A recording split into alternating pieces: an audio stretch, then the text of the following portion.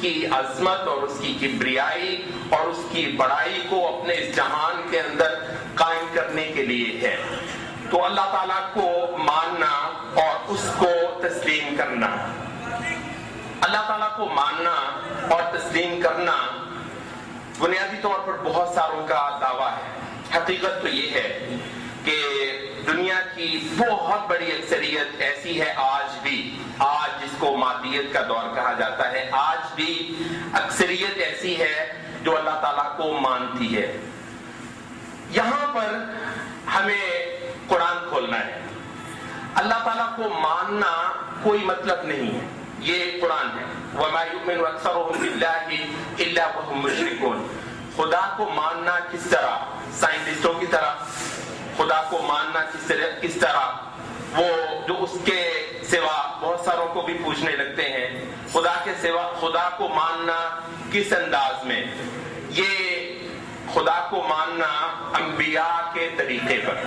انبیاء واحد معیار ہے اس بات کے لیے کہ خدا کو کس طریقے سے ماننا اور پوجا جائے۔ خدا تو اس لیے ہماری قاموس سے جس دنیا کے اندر آج ہم رہ رہے ہیں بہت ساری دیواریں یہاں پر گرائی جا رہی ہیں، اور پوری دنیا کے لیے یہاں پر ایک نیا دین کا ایڈیشن ہے، global addition of the religion.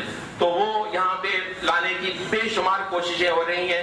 بھانپنے والے بہت دیر سے بھانپ چکے ہیں، اور جن کو ہوش نہیں آئی ہے شاید وہ آئندہ چند سالوں چند عشروں میں اپنی آنکھوں سے دیکھ لیں۔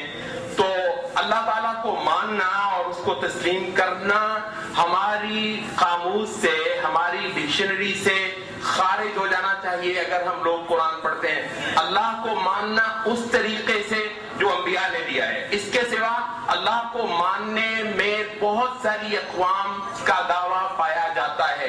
ہمیں اس سے اختلاف نہیں ہے، ہمیں اس کا انکار ہے ہی نہیں۔ خدا کو ضرور مانتے ہیں، مگر ہم یہ کہتے ہیں کہ خدا کو ماننا اگر وہ انبیاء کے طریقے پہ نہیں ہے تو خدا کو ماننے کا نہ یہاں دنیا میں کوئی فائدہ ہے اور نہ آخرت کے اندر کوئی فائدہ ہے۔ قل، دعویٰ تو ہے، دعوے کا انکار نہیں ہے۔ قل ان کنتم تحبون اللہ فاتبعونی، اگر اللہ تعالیٰ تمہاری طلب ہے، اگر اللہ تعالیٰ تمہاری مانگ ہے اور اس کی تکبیر اور اس کی کبریائی اور اس کی عبادت تمہارا فلسفہ ہے اور تم چاہتے ہو، تمہارا یہ دعویٰ ہے فاتبعونی، تو تمہیں آج اس دور میں محمد صلی اللہ علیہ وسلم کے پیچھے آنا ہوگا، اور اس کے سوا کوئی راستہ اللہ تعالیٰ تک پہنچنے والا سرے سے ہے ہی نہیں۔ سب سے جو بری بات ہو سکتی ہے، اور خاص طور پہ آج اس دور میں جس سے متنبع رہنا سب سے زیادہ ضروری ہے، وہ کیا ہے؟ وہ یہ کہ ریفارمیشن کے حوالے سے، انسانی دنیا کی اصلاح کے حوالے سے، اور ان کو اخلاق اور نیکی اور برگزیدگی اور پاکی اور صفائی کے درس دینے کے حوالے سے انبیاء کو بھی لے آیا جائے اور غیر انبیاء کو بھی لے آیا جائے۔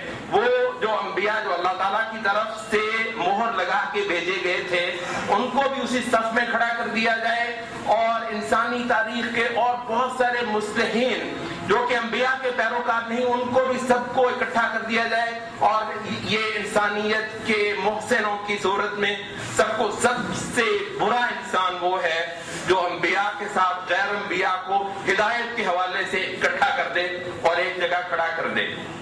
تو اللہ تعالیٰ کو ماننا اور اس کو پوچھنا اور اس کی بڑائی کرنا یہ انبیاء کے طریقے پر، اور جبکہ آج کسی نبی کا چھوڑا ہوا ورثہ اپنی صحیح صاف اصلی خالص صورت میں دستیاب نہیں ہے، تو آج جو ہے وہ محمد صلی اللہ علیہ وسلم ہی کا طریقہ، تو خدا کو پوچھنا، خدا کو ماننا اس طریقے سے جس طریقے سے محمد صلی اللہ علیہ وسلم نے ہمیں سکھایا ہے۔ تو خدا کو ماننے کا دعویٰ ہماری قاموس میں، ہماری ڈکشنری میں کوئی معنی نہیں رکھتا ہے جب تک کہ خدا کو اس طرح نہ پوجا جائے جس طریقے سے محمد صلی اللہ علیہ وسلم نے ہمیں سکھا دیا ہے۔